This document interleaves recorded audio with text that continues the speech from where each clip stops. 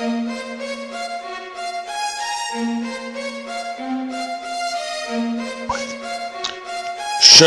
Israel. Next Thursday, April 2nd, only one place to be, and that's Harlem, New York at the Alhambra Ballroom. It's the Passover. It's going down. The I.S.U.P.K and the Commander General Yohanna, we do it big. We go hard in the paint. It's the 46th annual Passover. Bring your donations at the door. We're going to eat the lamb. We're going to eat the unleavened bread. We're going to drink the wine. We're going to wear our warlike apparel and adorn our glorious garments for the Most High Christ. We're going to remember how the Most High brought our ancestors out of the land of Egypt as we prepare to come out of the land of America. It's going down. Only one place to be next Thursday, April 2nd, and that's Harlem, New York at the Alhambra Ballroom. It's the Passover, baby. Sundown, April 2nd, Alhambra Ballroom, Harlem, New York. It's the 46th annual Passover with the I.S.U.P.K and the Commander General Yohanna. Get with it or get lost.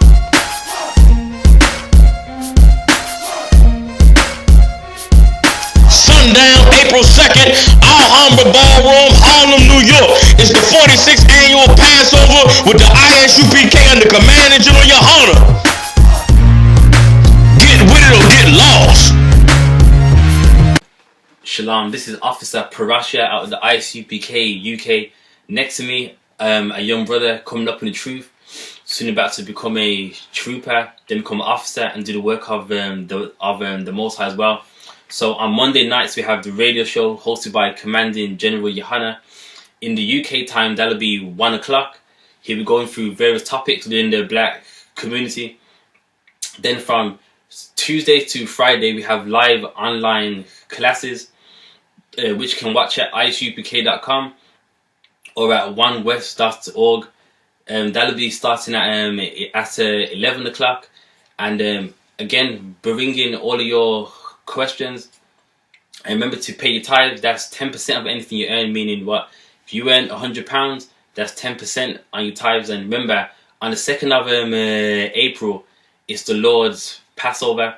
So you know what I mean. You can watch it at onewest.org as well.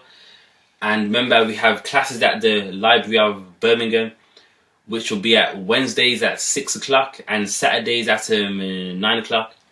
So now let's get into today's breakdown, which is you have to be taught, because you got some people that say, well, I don't need to learn off a man. I can read the Bible all by myself. I can read, I got my own Strong's Concordance. And you know, some of them say I get the revelations, you know what I mean, but basically from God to them directly. So we're going to go in the Bible and show that that's a lie. So can you get me the first scripture, the book of Acts, chapter 8 and the 30th verse, please?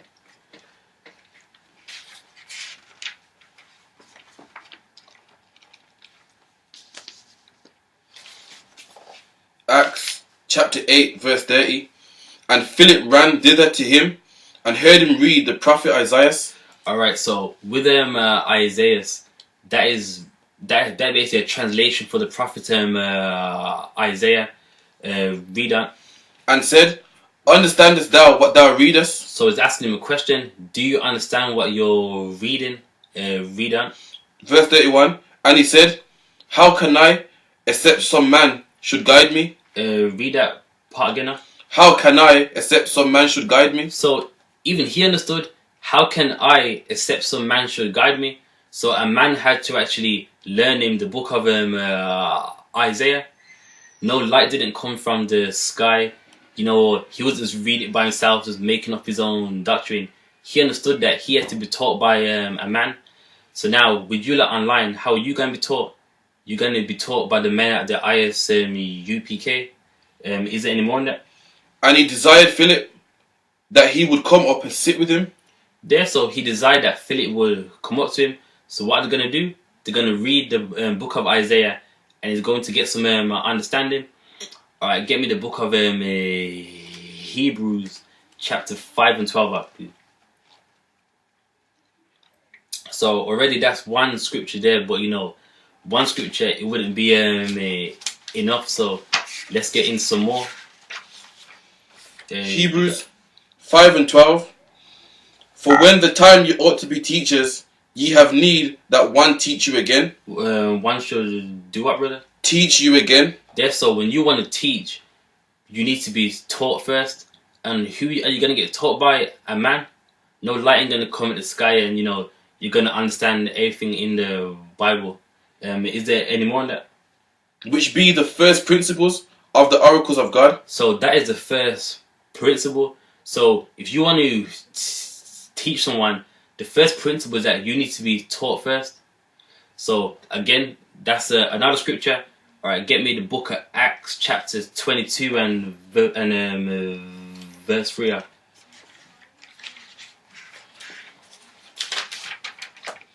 Acts 22 and 3. I am verily a man, which am a Jew, born in Tarsus, a city in Sicilia. Alright, start right there. So, if you was to read up above, this talking about the Apostle Paul. Read on. Yet brought up in the city at the feet of Gamaliel, and taught according to the perfect manner of the law of the fathers. So, with Paul, he was what? Taught according to the perfect manner of the law of the fathers. There, so Paul was taught by a man called Gamaliel. So again, even Paul, you know what I mean, he's written Corinthians, Galatians and everything, and he was taught.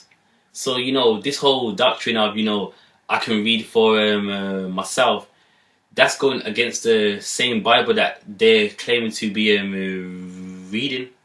Alright, let's get another scripture. Let's get 1 Corinthians 1 and 12.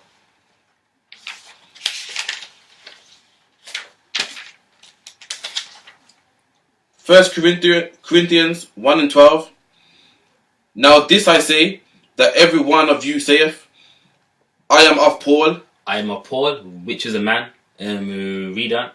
And I of Apollos, which is a man again. Read that. And I of Cephas, which is another man. Read that. And I of Christ, which is a man as well. Read that. 13. Is Christ divided? Was Paul crucified for you? Or were ye baptized in the name of Paul? There, so obviously, if you read the whole chapter, there was strife because, you know, someone's saying I'm taught of Paul, I'm of Apollos, but the point that is being made is that what everyone in the church of Corinth, they was taught by a man. There was no, you know, no spiritual intervention that gave them the understanding. They was taught by a man. Now let's get the scripture to tie this up in the Apocrypha, if you could. Ecclesiastes chapter 6 and verse 32.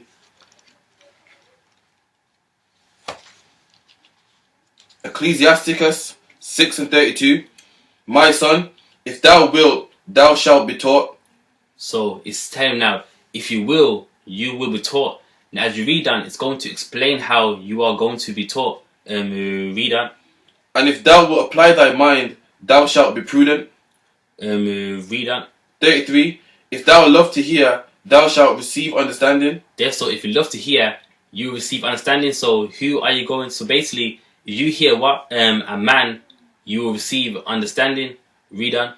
And if thou bow thine ear, thou shalt be wise. 34. Yeah. Stand in the multitude of the elders. What should you do? Stand in the multitude of the elders. Oh no, you're gonna get a light come out of the sky and it's gonna give you some understanding. Stand in the multitude of the elders. Can't read on. And cleave unto him that is wise. And do what? Cleave unto him that is wise. So a man that is wise, you better cleave unto him. And now, who are the men that you should cleave unto? The men at the ISUPK, the officers, captains, you know what I mean? And also, obviously, the generals. Read on. 35. Be willing to hear every godly discourse, and let not the parables of understanding escape thee. Read on.